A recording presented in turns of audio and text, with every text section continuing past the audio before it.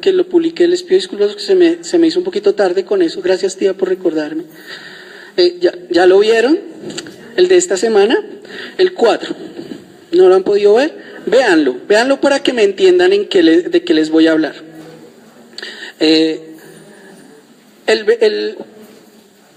Con Gabriel, con Omar Gabriel, pudieron ver un poquito de lo que fue el proceso de la Edad Media, que es, te agradezco Flaco por haberlo hecho, gracias por habernos ayudado. El proceso de la Edad Media que se marca por dos cosas. La imprenta, ¿verdad? ¿Que genera qué? Exacto, eso es muy importante, pero ¿qué pasa? ¿Qué pasa con la imprenta en sí? Acelera. Correcto, porque imprime Biblias. Martín Lutero, la situación, recuerden que es que estamos partiendo de un momento donde está la escritura, y arranca la escritura con la Biblia y empieza a caminar y a caminar y a caminar, y empieza a ir desarrollándose los idiomas junto a la Biblia. La Biblia genera que se vuelva escritura, por eso se llama la escritura, porque no solamente generó el hecho de que se pudiera compartir o hablar, sino que además de eso generó que los idiomas, los alfabetos de casi toda Europa se desarrollaran por la fuerza de la necesidad de leer la Biblia. Noten cómo influenció la Biblia a toda Europa.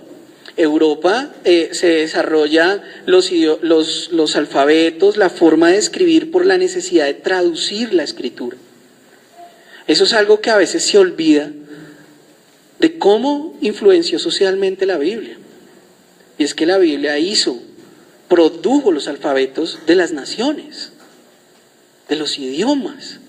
Se desarrolló a partir de esa necesidad, no lo había.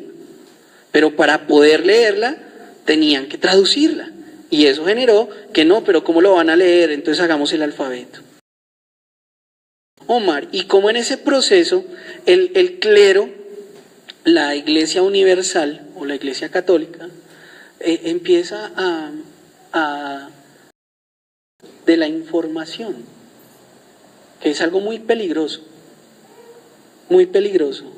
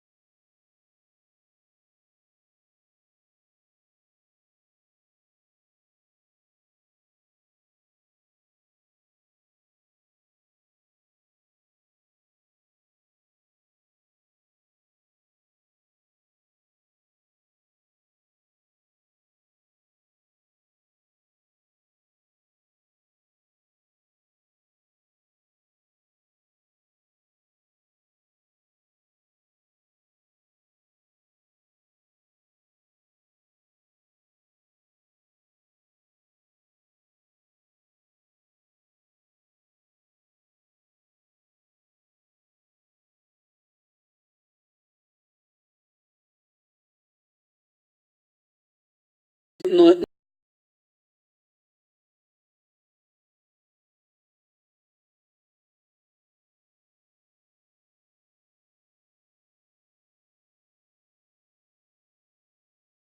de guerras.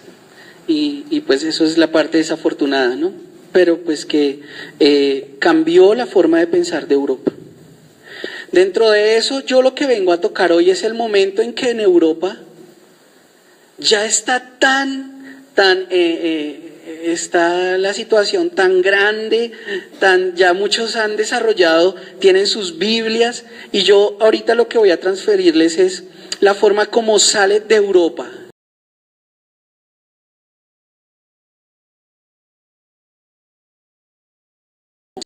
Mary Jones, la historia cuenta, dice el corresponsal, que estamos viviendo una situación tremenda. Y es que en Gales, ¿sí? en la Gales multimillonaria de hoy en día, había pobreza. Imagínense en la Gales, Europa, ¿sí? Gareth Bale, ¿sí? ¿Sí? Para hacerlo más cercano, Real Madrid, ¿sí? Millonarios, allá no hay pobreza. Pero en esa época había pobreza.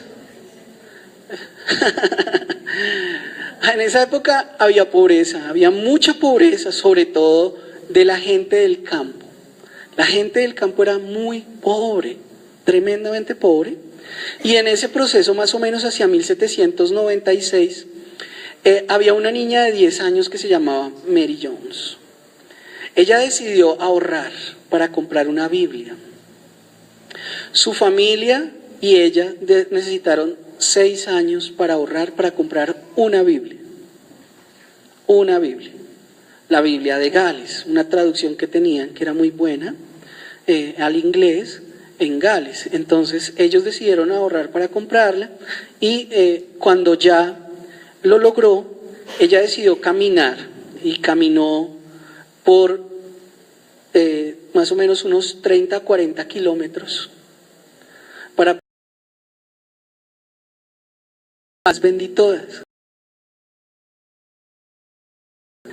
En la parte complicada, pues para ella fue un dolor tremendo, puesto que había ahorrado con toda su familia para comprar la Biblia. Note el privilegio que usted tiene hoy. Y es que ustedes y yo tenemos gran cantidad de oportunidades. Ellos no. Al ver la fe y la convicción de esta familia,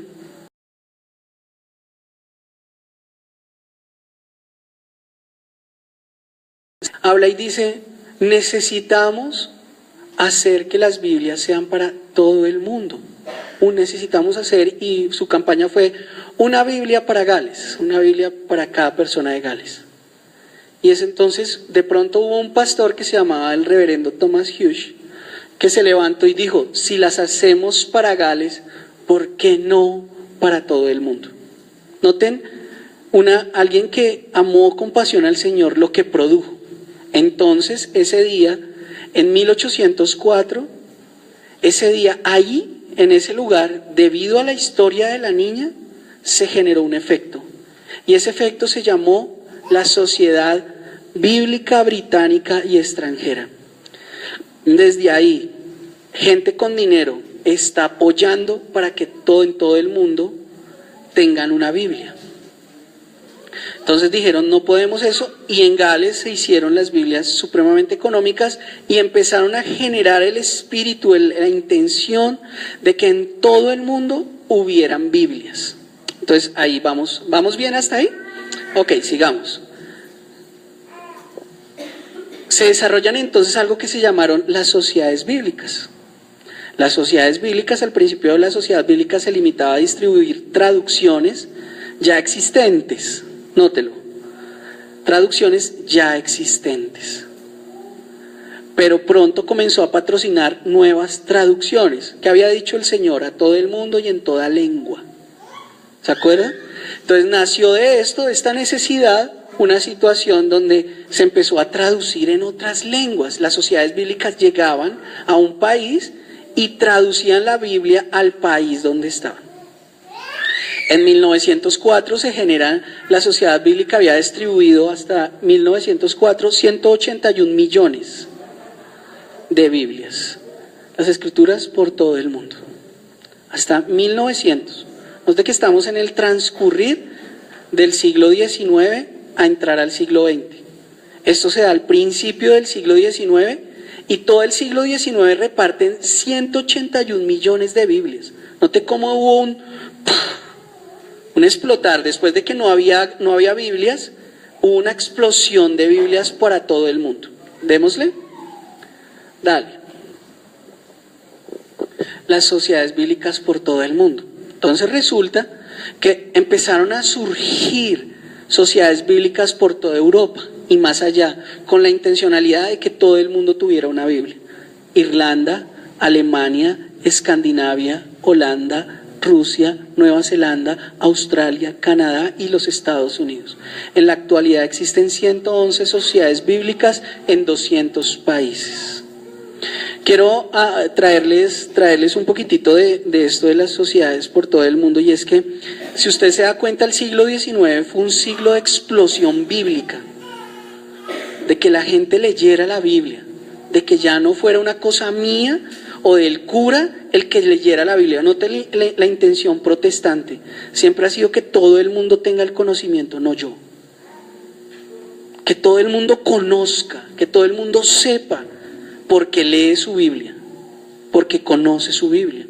Y empieza a darse eso. Obviamente, por ejemplo, cuando yo siembro en el tiempo que voy a tener, una cosecha. El inicio del siglo XIX, lo que fue el final del XIX al XX, fue una explosión de eso. ¿Por qué? Porque cuando usted lee su Biblia, a usted no le tienen que hacer una campaña para que usted hable de Cristo. Es natural. Cuando usted lee la Biblia, a usted el Espíritu Santo lo va a mover a la compasión, naturalmente.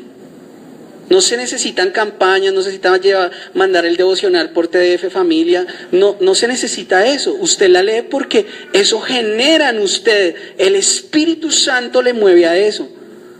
Por eso es que yo creo tanto en la lectura bíblica y también veo cuando una iglesia no lee, porque no hay la pasión por los perdidos. Eso es una situación natural. Es más fácil a veces leer eltiempo.com que la Biblia. Nos enteramos más de las noticias del mundo que las noticias de Dios. Entonces, note cómo se ve naturalmente eso. Cuando esta gente empezó a leer la Biblia, ¿qué pasó? ¿Qué venía? Una explosión. ¿De qué fue? De agencias misioneras. Todo el mundo quería salir a hablar del Señor. En el tiempo se dio naturalmente eso. No tuvieron que presionarlo, ni no, es que el pastor me mandó, y es que... No, fue natural. Y lo vamos a ver ahorita, sobre todo con la historia de Colombia. Dale. Sí, dice acá, en el siglo XIX la Sociedad Bíblica Americana hizo grandes esfuerzos para promover las Biblias. Miles de inmigrantes que llegaron a Estados Unidos alrededor de la inmigración. He escuchado los irlandeses que llegaron a los Estados Unidos, los chinos, a todo el mundo en los Estados Unidos hizo un esfuerzo inmenso para que la gente tuviera la Biblia. Procedían de masa de muchas partes del mundo y sobre todo se hizo la Biblia para los nativos americanos. Que eso es creo que lo explicó Omar la vez pasada, la primera Biblia americana se hizo en Massachusetts para los nativos americanos. Recuerde una cosa, los blancos no son los originales de Estados Unidos, son los indios. No son, ellos son colonizadores. Hace un tiempo atrás decían, no, la supremacía blanca, nosotros los blancos, ustedes que son los inmigrantes. Los blancos son inmigrantes. Los blancos son inmigrantes en los Estados Unidos. Los blancos son inmigrantes. Los que son nativos son los indios. Son los indios, exactamente. Ellos están tomando posesión de algo que no es de ellos y se toman una identidad que no es de ellos. Los Estados Unidos es una nación de inmigrantes. Sí, quizá, claro. Sí. Vamos entonces a las Sociedades Bíblicas Unidas. Devuélvete, por favor, mamita. Creo que muchos de ustedes, para ustedes fue cercano este logo. Las sociedades, devuélvete más, Jula, por favor. Las sociedades bíblicas, perdón. Correcto, sí. Sí, eso es parte de asociaciones que reparten Biblias. Para ustedes muchos, más o menos en 1950, 60, este logo era muy familiar porque era el logo que conocieron. Después vino algo, dale, que fue esta Biblia. Ahí no se ve en el videoproyector, pero eran las Biblias con hojas rojas. ¿Se acuerdan las Biblias con hojas rojas? En el orillo, que las hojas que venían así negras por fuera, tapita imitación cuero y rojitas por fuera de las hojas. ¿Lo recuerdan? Ah, sí, ven que ya estamos llegando a nuestro tiempo. Y venía así. Después, dale, ya vino el logo más moderno, por allá como hacia los 70s, el logo de las Sociedades Bíblicas Unidas, y conocimos la Biblia así. Gordita, ¿no? Era la Biblia gordi de cuero y se cerraba por fuera, ¿verdad? Con cremallera, ¿cierto? Se metían los... Ah, mira, ahí está, Olivita la tiene. Y de letra grande, mírala. Gordita de letra grande. Eso fue el mayor avance cuando salió la letra grande, porque, uy, eso era súper chiquitina. Todavía Reina Valera, ¿no? Así era que se vivía el cristianismo, sobre todo aquí en Colombia. Tener esa Biblia le cabían los recibos del agua, los recibos de la luz, ¿cierto? Eso le cabía, hasta el impuesto le cabía. A las flores secas, el tratado de evangelismo, le cabía todo, a esa Biblia le cabía de todo. Eso cerraba, esa cremallera se cerraba así. Es así, ¿ves? Ya ahí nos vamos acercando. Ya hubo algo más cercano, dale, que fue cuando empezaron a salir las versiones animadas, ya eso ya es más cercano, más noventero, 2000, ¿no? Ya versiones animadas con pastas duras y todo eso así más chévere. Y hoy Sociedades Bíblicas Unidas es así. Sociedades Bíblicas, ahora el logo de Sociedades Bíblicas Unidas así, es el último logo que sacaron y hoy en día tenemos, como ya les había dicho la vez pasada, Biblias de todas las maneras y formas y colores. Entonces es bien importante. En el video de esta semana voy a contar por qué pasó tan rápido eso y para que lo vean en la casa. Tal. Las Sociedades Bíblicas Unidas se constituyeron en 1946. Las Sociedades Bíblicas para coordinar la obra de las sociedades bíblicas. Note. Recuerden que habían sociedades bíblicas en muchos países. Sociedades Bíblicas Unidas, ¿qué hizo? Unirlas para que la Biblia llegara a todo el mundo. Entonces, para coordinar los trabajos nacionales y para dar ayuda y consejo en la traducción bíblica. Note la relevancia de que el Señor quería que en toda lengua se supiera. No solamente traducían los idiomas universales o generales, que eran el inglés, el francés, el chino y el español, sino que además de eso buscaban las lenguas nativas de los países que estaban alrededor de eso. Y tuvimos una situación y fue la muralla de hierro, la muralla de hierro, el telón de hierro, ¿qué? La cortina de hierro, que fue la Unión Soviética. La Unión Soviética aparece como el gran problema de los, como 80s o esos, 70s, más o menos. Viene después del movimiento hippista y toda esa cosa, viene la llegada de ellos. Y cómo ellos se cierran en el comunismo y no permiten que nadie lea la Biblia. Note otra vez lo que pasa. Aparecen movimientos que dicen que no lea la Biblia. Si usted lee la Biblia, usted va a pensar de otra manera. Usted no puede pensar de otra manera, usted tiene que pensar como yo digo. Y abre y coloca fronteras a todos los movimientos protestantes con pena de muerte. O sea, si tú leías la Biblia, te encontraban leyéndola, tenías pena de muerte. ¿Por qué siempre en el mundo hay una contra para que tú leas la Biblia? Porque los gobiernos quieren mantener esclavas a la gente. Ignorantes. Recuerden que la palabra es la verdad. Exacto. Entonces, note que siempre hay una situación ahí. Para la libertad siempre se coloca, es lo que pasa hoy en día también, inclusive con Venezuela, ¿no? Cada vez yo hablo con unas personas allá en Venezuela y hay cada vez menos recursos, menos cosas, menos oportunidades para que puedan tener eso. Lo que hizo Cuba. Cuba cerró también sus puertas al cristianismo de entrada. No, el cristianismo no, eso es yanqui. Pero eso es una manera de verlo, ¿no? Y fue el caso. Hoy en día, en la Unión Soviética, encontramos a esto de que cae el comunismo en la Unión Soviética. Habían repartido 600.000 Biblias para niños, 100.000 Biblias en el 92, 100.000 Biblias generales, 50.000 Nuevos Testamentos solamente en Moscú, otras 100.000 en la nueva República de Moldavia. Las primeras sociedades bíblicas, dale, ahí estaba en el PowerPoint.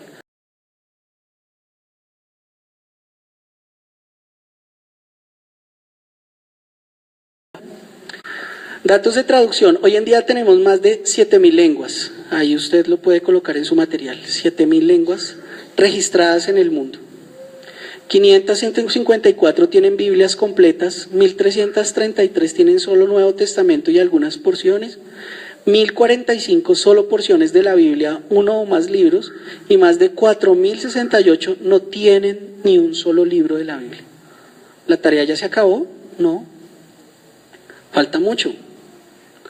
Si vamos por lenguas, no por simplemente inglés, francés, eso. Hay muchas lenguas que no se ha traducido la Biblia y que se necesitan ministros para que vayan a la mies. Vamos a ir terminando esta parte con algo. Voy bien de tiempo, gracias Señor. Que es con la Biblia para los pueblos olvidados. Y acá tenemos un protagonista. Es más, nosotros tenemos aquí un efecto de este movimiento. Hacia más o menos hacia finales de 1800, se produjo algo. Recuerden que les dije que en 1800 se desarrolló ¿qué? Que mucha gente tuvo la Biblia. Mucha gente la tuvo. Entonces, ¿qué pasó? La gente al tener la Biblia se lanzó a que otros supieran del Señor. Se lanzó naturalmente a hacerlo. Y aparece el señor William Cameron Townsend, que es uno de los muchos que lo hicieron en esta época. Esta época de final del siglo XIX a la conexión con el siglo XX le llaman la Edad de Oro en la mayoría de las partes, en la mayoría de los seminarios. ¿Por qué? Porque en esta época es cuando aparecen, más o menos a los primeros 20 años aparece, por ejemplo, movimientos o personas como Billy Graham. Aparece Amy McPherson. Aparecen otras personas. Estoy tocando a una mujer porque ella marcó un parámetro en muchas partes del mundo como evangelista.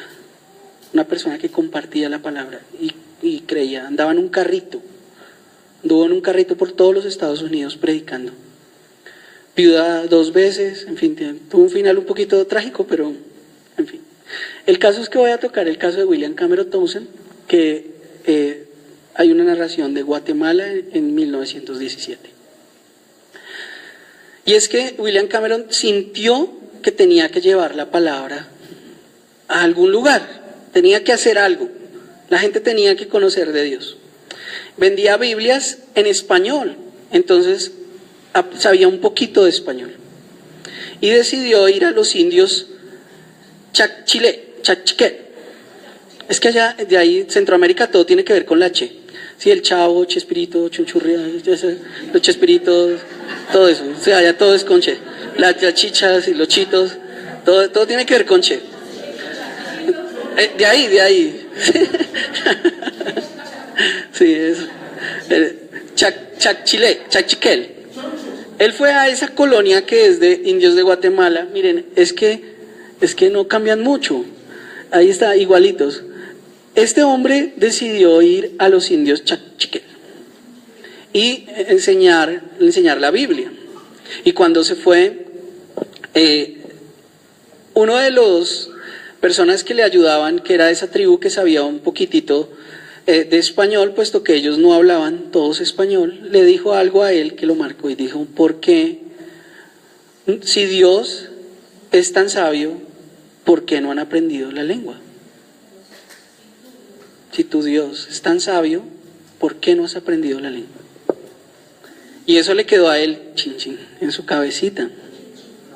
quedó sonando. Se gastó en esa tarea, en ese reto, 15 años trabajando en hacer esto. Necesitó 15 años. Se dio cuenta que solo el 40% de los indios a los que le predicaban hablaba español, que su labor estaba quedando incompleta y que tenía que aprender para que pudiera saber la tribu, pudiera saber la palabra del Señor, tenía que aprender el chakchiquel. Y aprendió y necesitó 15 años para eso. Alrededor de esto, que es algo magnífico, de que él tenía algo que sabía, decidió ¿qué? Hacer una organización para que aprendieran a cómo ir a una tribu indígena, cómo comportarse con una tribu indígena, cómo respetar, ¿verdad? Que es mucho de lo que hacen ustedes con su trabajo, de cómo apoyar a un misionero y cómo entrar en una comunidad indígena. Él desarrolló esto. Ya no era lo mismo entrar en un lugar urbano que entrar a una tribu. No era igual. Tenían que ser unos parámetros, que fue lo que nos dijeron, ¿verdad, Claudita? Que había que tener cuidado, que no era lo mismo, que son muy cuidadosos. Inclusive en un artículo que leí que en Ecuador los indígenas, como lo que nos contaba este hermano que le hicieron a él, ¿recuerdan? Desagradable. Él fue a vacunarlos y cuando los indios, él se agachaba para colocarle la inyección, los indios se les tiraban un gas. Y se reían, maldadosos. Un grupo de ellos, que también trabajaba con Tausen, que fue a Ecuador, y los indígenas los dejaron que se sentaran, que se acomodaran, y después los mataron a todos. Los dejaron así, vienen así a traernos, sí, recibieron, y después los mataron a todos. En 1934, Cameron Townsend fundó una escuela especial para enseñar a jóvenes misioneros cómo vivir con una tribu y cómo aprender y poner por escrito una lengua, traducir las escrituras y enseñarle a la gente. A menudo la lengua nunca había puesto por escrito y los traductores tenían que inventar la manera de escribirla y luego enseñar a la gente. Note cómo otra vez, ahora para una comunidad indígena, ellos tratan de hacerla escrita para que puedan entender la Biblia. ¿Estoy ahí? Listo. ¿Cuál? Oh, ya. Sorry. Sí, de pronto pensó Marce que no iba ahí en esa parte, pero sí. Entonces dice, ¿y cómo aprender y poner escrito la lengua? De ahí apareció el Instituto para Traductores Bíblicos Wycliffe. ¿Se acuerdan que lo vimos con Wycliffe, que fue uno de los traductores en Inglaterra, salió de este grupo? Y esta sociedad es una comunidad que hoy en día tiene más de 100 organizaciones con ellos, que traducen la Biblia a comunidades y a tribus indígenas. De ahí fue algo que se despertó en muchas partes del mundo. Por ejemplo, en esta época aparece, por ejemplo, Loren Cunningham, que es el director de Jucum, el presidente, o yo no sé si ya se retiró, ya se murió, no sé, no me acuerdo ahorita en este momento, pero salieron organizaciones como esas, hacia inicios del siglo XX. Y aparecen en esta época, aparecieron una serie de organizaciones que llegaron inclusive hasta nosotros, aquí alrededor de una situación particular.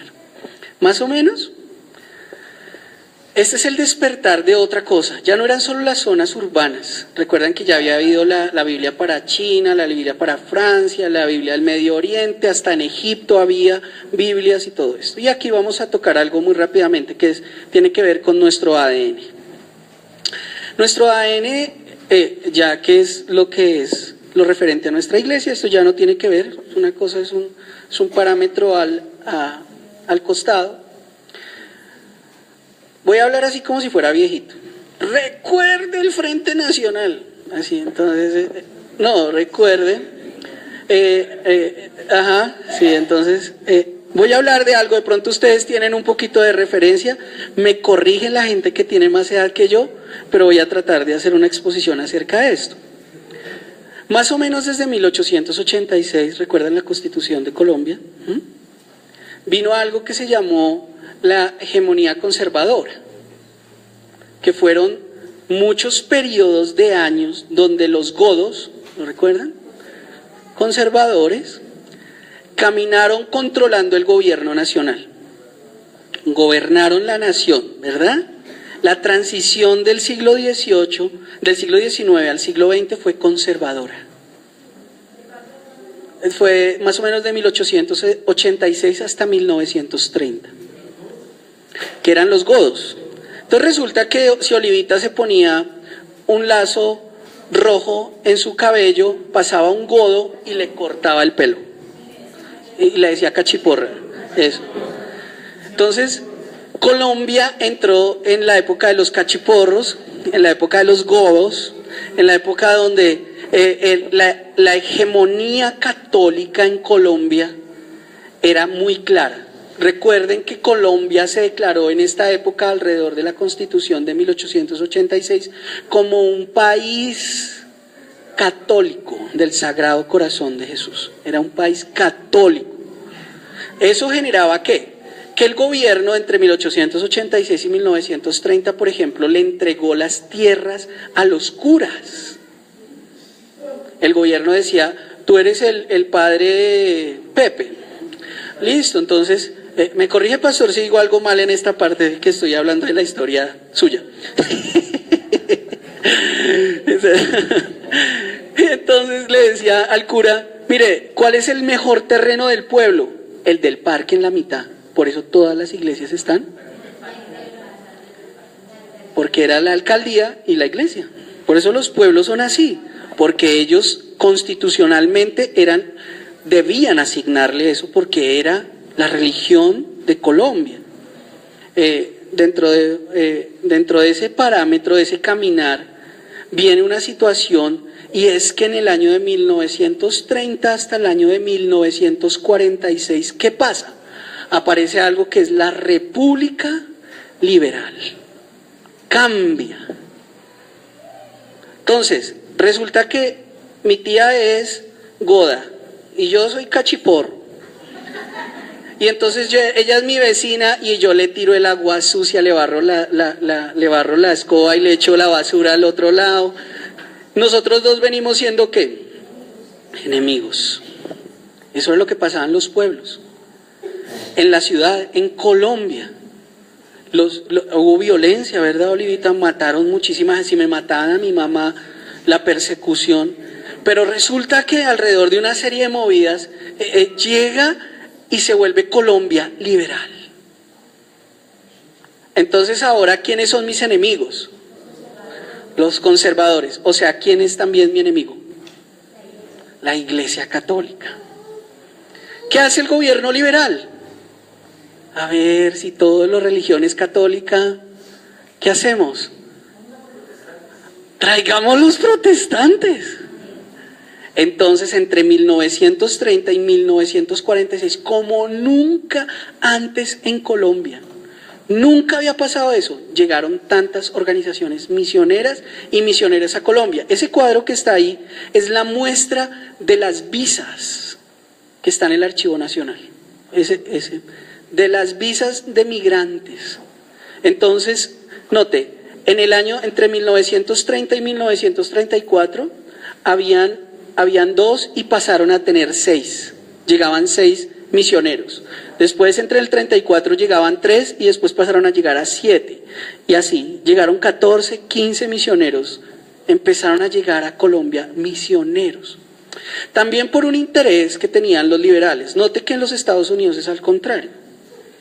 En Estados Unidos los liberales son los demócratas y ellos no van con nada de la iglesia. Y los republicanos son los conservadores, que son los que están con la iglesia. Entonces aquí pasó al contrario, los liberales solamente por ir en contra del gobierno católico, de todos los obispos, dijeron los hacemos amigos de los protestantes. Tanto que cuando empezaron a llegar los gringos, que los misioneros eran gringos, eran los gringos, los americanos, se vio como una situación al principio inclusive de invasión americana. Pero la realidad es que si ustedes lo notan entre 1930 y 1946, ¿qué sucede?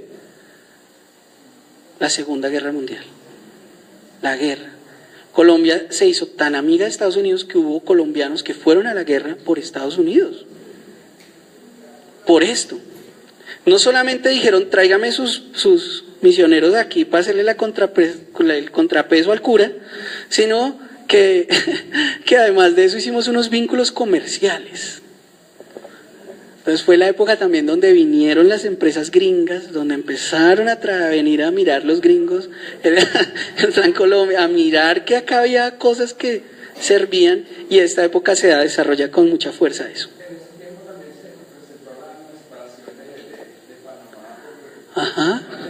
Pues fue en la parte conservadora en realidad, porque fue en 1902.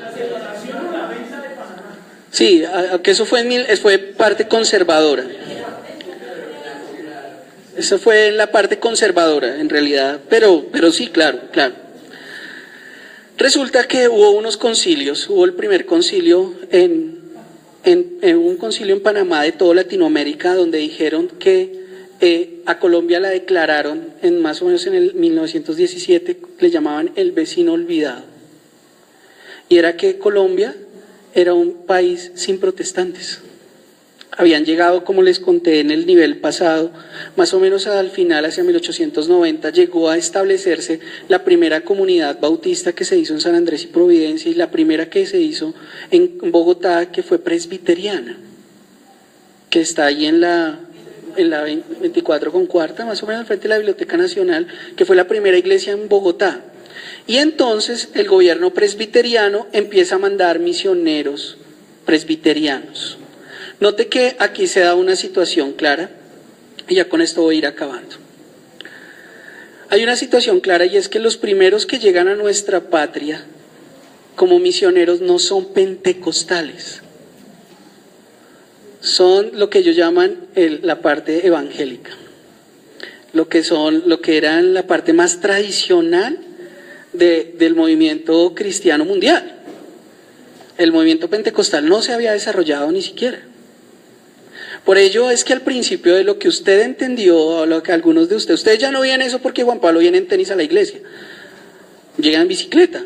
Antes no se podía, tocaba vestido con corbata, había que venir bien arreglado a la iglesia. No estoy diciendo que vengan mal arreglados, pero había que venir bien arreglado. ¿Por qué? Tenía que tener falda larga, ¿verdad? El cabello muchas veces cogido, no maquilladas, porque lo que llegó a nosotros al principio del siglo XX fue todo eso. La parte más tradicional, sobre todo la presbiteriana, que es la más, con la bautista, que llegaron muy... Por eso es que nuestras iglesias entendieron eso, lo que era el cristianismo. O sea, no tuvieron la culpa, es que ellos venían con eso. Entonces los misioneros que venían con ese pack.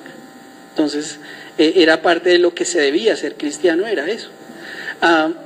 Posterior a eso, entonces con esa llegada llegan, por ejemplo, dale ahí en la cosita, dale otra vez. Empiezan a llegar muchas agencias misioneras. En esos 16 años de la hegemonía liberal, llegan, por ejemplo, grupos como, pasaron de haber 4 intenciones misioneras a 20. Pasaron de haber una población nacional protestante del 0.02 al 0.28. En 1900 llegaron a organizaciones como el Pacto de Caballeros, que llega en 1929, que es una manera de organización que nació de ese Pacto de Panamá y que organizó personas para que vinieran a Colombia, más o menos entre 1929 a 1946, y llegaron organizaciones, por ejemplo, como la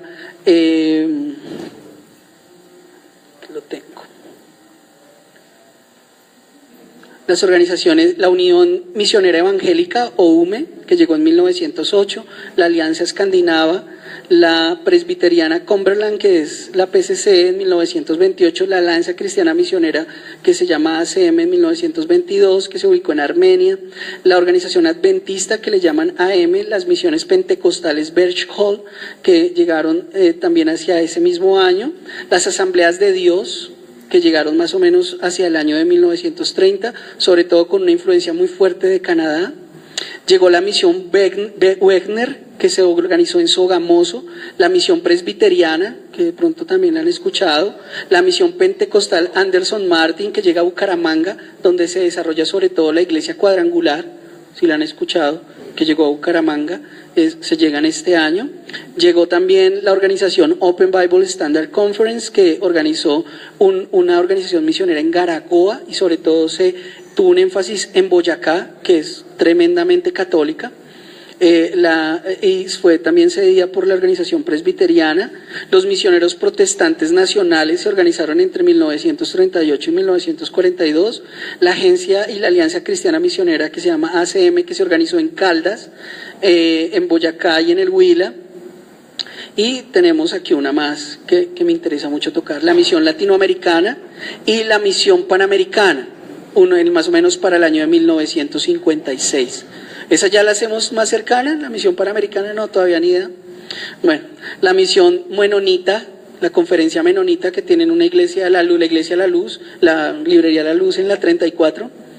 La conferencia menonita, la misión wesleyana, que ya se nos hace más cerquita, la WMM, que se llama así, la Wesleyan Methodist Missionary Society, que vinieron acá. En Medellín sobre todo se organizaron, la misión del Evangelio Cuadringular en Bucaramanga, la misión Berjol en Bucaramanga, la Alianza Cristiana Misionera hacia el Casanare y 11 estaciones más. Y dentro de eso yo creo que es esa parte. Nota cómo llegó, se nos vinieron los gringos. Y hay una organización que tuvo una influencia muy grande, y es la Misión Panamericana, porque allí es donde crece o donde empieza también su labor de conocimiento del Señor, el pastor Héctor. Entonces nota que más o menos es de esa época de donde empiezan a hacer esta idea del tabernáculo. Entonces era una parte de esos 16 años que quería que supieran. Y bueno, terminemos, oremos. No olviden los 2.000 pesos, los 1.000 pesos eso. Los 1.000 pesos, si no los han pagado, páguenlos por favor, que después me regañan. Los que deben de otros fines de semana, páguenlos. Oremos. Gracias Dios por este tiempo, bendecimos tu nombre, y gracias Dios por la historia, gracias por lo que hemos terminado hoy, esta primera parte de lo que es la historia, que se va a culminar con el video de esta semana, y nos vamos ya a estudiar la Biblia y cada libro de la Biblia, Señor, que es las próximas 10 lecciones. Gracias te damos, Señor, por este tiempo. Gracias te damos, Señor, por la manera como tú administrarás los tiempos. En el nombre de Jesús. Amén. Ok, la próxima semana no estaré. Va a haber un maestro acá. Quizá estamos ahorita concretando y definiendo claramente, que creo que va a ser Omar. Y la otra clase que va a ser el pastor Jairo. Entonces, igual nos vemos la próxima semana normal. Omar, gracias. Gracias.